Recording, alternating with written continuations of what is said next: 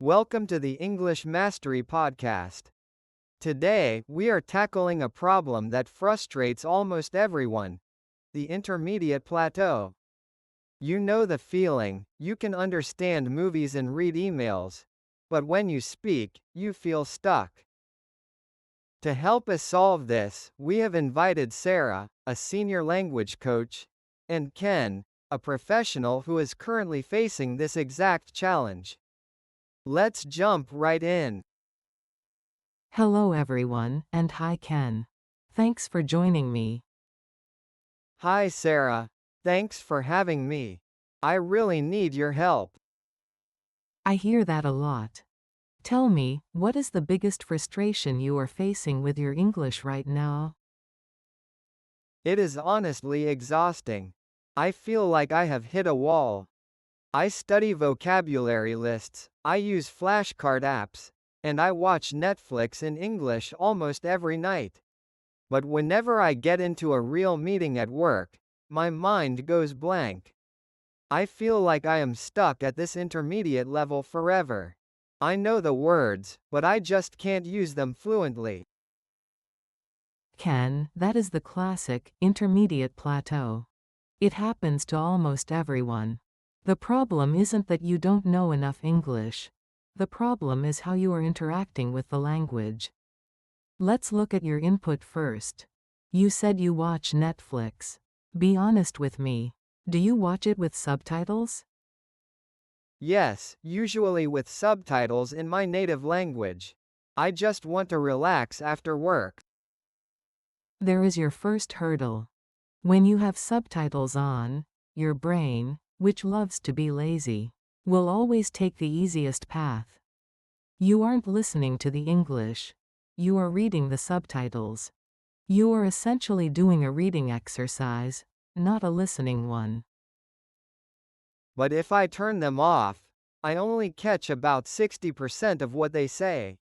It is really frustrating. Frustration is actually good. Frustration is where the learning happens. If it is too easy, you aren't growing. I want you to try something called active immersion. Instead of watching a whole hour-long episode passively, pick one 5-minute scene. Just 5 minutes.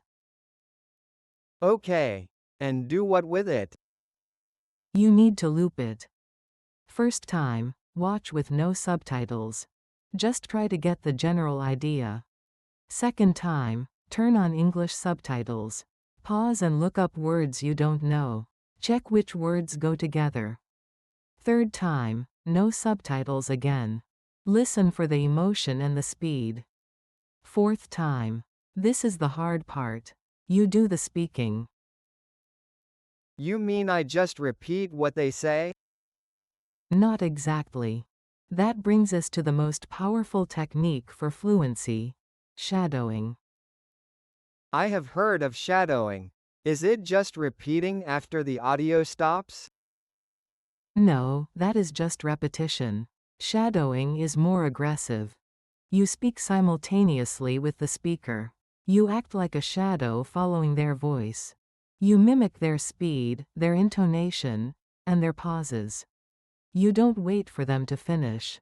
You talk while they are talking. That sounds incredibly difficult. I feel like I would get tongue-tied. You will, at first. But here is why it works.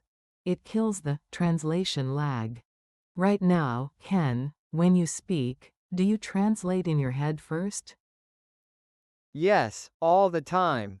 I think in my native language, translate to English, check the grammar in my head, and then finally speak.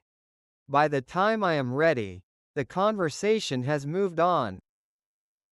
Exactly. Shadowing forces you to move at the speed of a native speaker. You don't have time to translate. It builds muscle memory in your mouth. English uses different muscles than your native language. If you don't train those muscles physically, you will never sound fluent. That makes sense. It's like going to the gym for my mouth. Precisely. Now, let's talk about your vocabulary. You said you study lists. What kind of words are you learning? Just random words from a vocabulary book.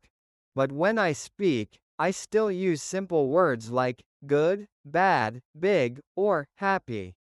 I feel like a child. To sound professional, you need to upgrade your lexical resource. But don't memorize difficult, obscure words. You just need more precise words. For example, instead of saying a problem is big in a business context, say the problem is significant, critical, or pressing. Pressing. I like that. It sounds much more urgent. Exactly. Here is my challenge for you. Keep a synonym journal. Every week, pick one simple word you use too much. Let's take the word change. Instead of saying, I want to change the plan, try, I want to modify the plan. I want to adjust the plan. I want to refine the plan. Refine. That sounds much more sophisticated. It does. Precision conveys authority. So, Ken, do you think you can commit to this? Yes. Active immersion for listening, shadowing for speaking, and the synonym journal for vocabulary. It feels much more actionable than just watching movies. That is the spirit. Remember, fluency isn't a destination. It is a daily habit. Good luck, Ken. Thank you, Sarah. I am going to start today. Thank you both for that incredible session.